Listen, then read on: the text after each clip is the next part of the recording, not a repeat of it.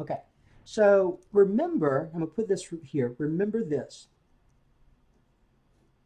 Remember if you had, let's say, 3x times 2x plus 1, what you did? So in a previous lesson or a previous course, you know that see you're multiplying, right? 3x times is binomial. So you could use the distributive property, couldn't you? So 3x times 2x is 6x squared. 3x times 1 is 3x. And that's all you can do. Those are not like terms, so that was your answer. All right, so remember I used the distributive property. Distributive property. So when we look at number 1, we have this. We have the square root of 5 times 3 square root of 7 minus 4 square root of 9. That's what I have there. So it's kind of that same idea, except this looks more complicated to you because you have all these square roots in there. But don't make it complicated. You still want to multiply this. You have the square root of 5 times what looks in parentheses as two terms. So that's that same idea using the distributive property. So what you may want to do, and most students will not do this because they can look at this and kind of rewrite it very quickly. But what you may want to do is this. You have the square root of 5 times this right here, 3 square root of 7, minus, and then the square root of 5 times, so a square root of 5 times 4 square root of 9, right? That's what I have. Okay, now we got to rewrite this in a better way though. So you're gonna rewrite this just like you've learned in previous lessons. So I have a square root of 5 times the square root of 7. I can write this as one square root because the indices are the same. Square root, square root. So it becomes 3 square root of 35. 5 times 7 is 35. Okay, no big deal there. Now over here, now some of you will notice that I can right away simplify the square root of 9. Square root of 9 is 3. But some of you may not have done that. So let's kind of do this just like we did this. Square root of 5 times square root of 7 is square root of 35. So the square root of 5 times square root of 9, 5 times 9 is 45. So this becomes minus 4 square root of 45. Okay? Now you want to simplify this. Is there a perfect square other than 1 that goes into 35? And the answer is no. So I cannot simplify the square root of 35, so I'm going to have to just rewrite it. Now look at square root of 45 though. Is there a perfect square other than 1 that goes into 45? And the answer is yes. And let's go ahead and use the largest, and the largest is 9. So this is the square root of 9 times the square root of 5. You see this right here? That's what was right here, right? Square root of 9, square root of 5. And the square root of 9 is 3, so this is 3 square root of 5. So this right here becomes minus 4 times 3 square root of 5. But you can rewrite this in a better way because you know 4 times 3 is 12. So this becomes 3 square root of 35 minus 12 square root of 5. And that's all you can do. Those are not like terms. Even though those are both square roots, the radicands are different. So you're done. That is all you can do. So notice I used a distributive property and then I simplified as I went through the process. Okay, number 2. What if you had this in number 2? What if you had the 2 square root of 5 times the square root of 11 plus the square root of 5? Distributive property again, right? You have this 2 square root of 5 times these two terms. So if you want to rewrite it just like we did this, sometimes it helps if you do that. So I have 2 square root of 5 times the square root of 11. So this times this. See that right here? Plus, and then this times this. So rewrite if you have to. 2 square root of 5 times square root of 5. Now let's simplify each part. I can rewrite this product as one square root just by multiplying the radicands together. 5 times 11 is 55. So it becomes 2 square root of 55. Over here, I have 2, the square root of 5 times the square root of 5. 5 times 5 is 25, right? Now, can I simplify any of these square roots? The only perfect square that goes in 55 is 1. So I cannot do anything else to this one. The square root of 25, 25 is already a perfect square. So the square root of 25 is 5. So that's plus 2 times 5. But don't leave it like this because you all know what 2 times 5 is. 2 times 5 is 10. So that's 2 square root of 55 plus 10. Now be careful. Don't say 2 plus 10 is 12. You cannot do that. Don't say, so this is wrong. Don't say this is 12 square root of 55 because that's not true. Because those are not like terms. Now, if this was a square root of 55 here, then yes, that would be true. So be careful. There are some students that will say, well, that's going to be 12 of them. That's not true because you don't see a square root of 55 here. Those are not like terms. So this is your answer. You're done. Okay, let's look at number 3.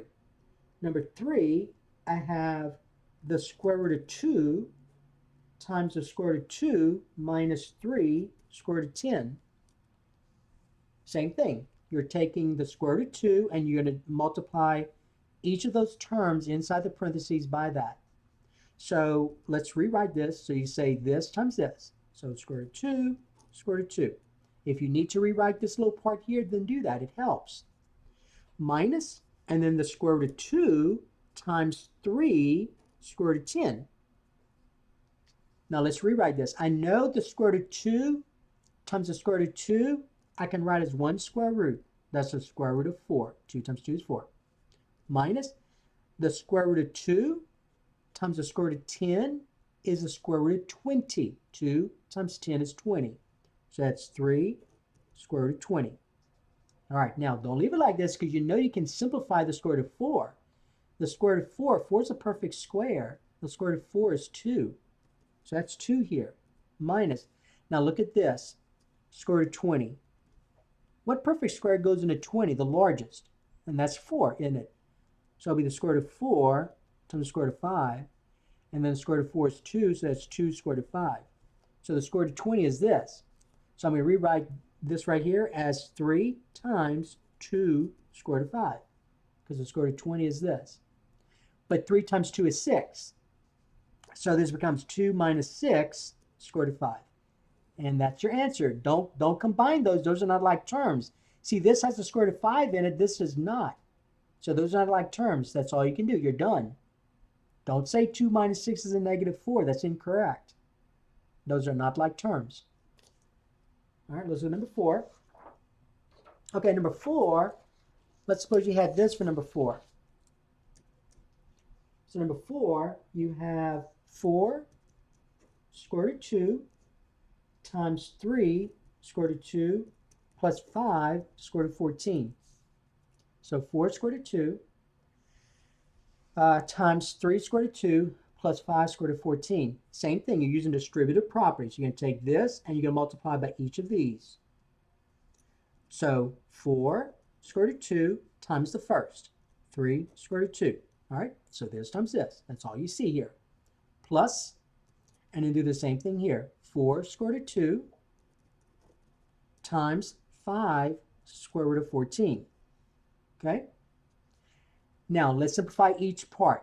4 times 3 is 12. The square root of 2 times the square root of 2 is the square root of 4. So you see 4 times 3 is 12. Square root of 2 times square root of 2 is square root of 4. Okay? Plus, let's do this one now. 4 times 5 is 20. The square root of 2 times the square root of 14. 2 times 14 is 28. That's the square root of 28. Now let's simplify those as much as we can. The square root of 4 is easy. That's 2. So this is 12 times 2, which gives us 24. 12 times 2 is 24. Plus, let's talk about the square root of 28. So I'm going to go off over here and think about that. Let's talk about the square root of 28. The largest perfect square that goes into 28 is 4. So that's the square root of 4 times the square root of 7. 4 times 4 times 7 is 28. 4 is a perfect square, so that's 2 square root of 7. So the square root of 28 is this. So this becomes 20 times 2 square root of 7. Now we know that 20 times 2 is 40, so this becomes 24 plus 40 square root of 7. And so that's your answer. So 24 plus 40 square root of 7. You cannot combine those. Don't say 24 plus 40 is 64 square root of 7, because that's not true, because this doesn't have a square root of 7 in it. Those are not like terms. You're done. Okay? Number 5. Number 5, okay, we have this now. So let's kind of review this from a previous lesson or previous course. What if you had 2x minus 3 times 4x plus 1? You remember how to do that? So you have a binomial times a binomial. So remember, use the FOIL method. 2x times 4x is 8x squared. The outer, 2x times 1 is 2x. The inner, negative 3 times 4x is a negative 12x. And then the last, negative 3 times 1 is a negative 3. Then you combine like terms. See, these are like terms right here. So then you said, well, that's going to be 8x squared. 2x and negative 12x is a negative 10x, and then minus 3. All right, so that was kind of review. The point here was I wanted you to remember that when you have a binomial times a binomial, you use the FOIL method. First, outer, inner, last. So what we're about to do is this now. So we have 2 minus square root of 3 times 5 plus the square root of 3. So you see you have a binomial. Yeah, so you have 2 terms times 2 terms. So I can use the idea of that FOIL method. So 2 times 5 is 10. See that? 2 times 5 is 10. The outer, look at this, 2 times the square root of 3. So plus 2 square root of 3. The inner, a negative square root of 3 times a positive 5 is a negative 5 square root of 3. Now be careful with the last. So I'm going to write the last out.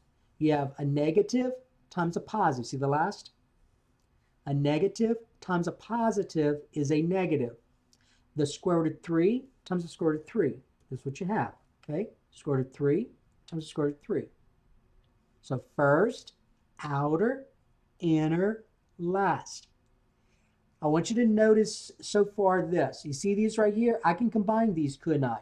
See, they both have square root of 3's in them. So a positive 2 and a negative 5 is a negative 3. So this becomes 10 minus 3 square root of 3. Now let's look at this. Minus the square root of 3 times the square root of 3. 3 times 3 is 9, so that's the square root of 9 in it. But I can simplify this. What's the square root of 9? Well, the square root of 9 is 3. So I get 10 minus 3 square root of 3 minus 3. All right, now 1, 2, 3. Are any of those terms like terms? Can I combine any of them? Well, first of all, notice that this has a square root of 3 in it. These do not. But those are integers. 10 and a negative 3, these are like terms right here. 10 and a negative 3 is 7. So the answer is 7 minus 3 square root of 3. Okay, let's look at number 6. Number 6, let's suppose we had this for number 6. All right, number 6, we have 3 square root of 5 plus the square root of 11 times the square root of 5 minus 3 square root of 11. So 2 terms times 2 terms. Think of this as a binomial times a binomial if you need to. So we can use a FOIL method. First, outer, inner, last. Now, this is one where you may need to write this thing out, meaning this. First times first, right? So this times this. Write it out. 3 square root of 5 times the square root of 5. This times this. The outer. Write it out if you have to, because it looks complicated. First of all, notice that a positive times a negative is a negative. And I have 3 square root of 5 times 3 square root of 11. So outer. 3 square root of 5 times 3 square root of 11. That's what you see. So if you need to write it out, it helps to do it, to write it out. Because if you do this in your head, you could easily mess up. The inner, first of all, a positive times a positive is a positive. the square root of 11 times the square root of 5. That's what I have. Okay, so notice first times first.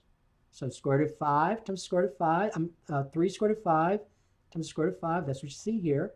The outer, a positive times a negative. Negative is a negative. The 3 square root of 5 times 3 square root of 11. Then the inner, a positive times a positive is a positive. The square root of 11 times the square root of 5. And now the last. First of all, a positive times a negative is a negative. Then you have the square root of 11 times 3 square root of 11. Square root of 11 times 3 square root of 11. Looks complicated, doesn't it? But it's really not. All right, let's simplify this. The square root of 5 times the square root of 5 is the square root of 25. So that's 3 square root of 25. Minus, let's do this one now. 3 times 3 is 9, right?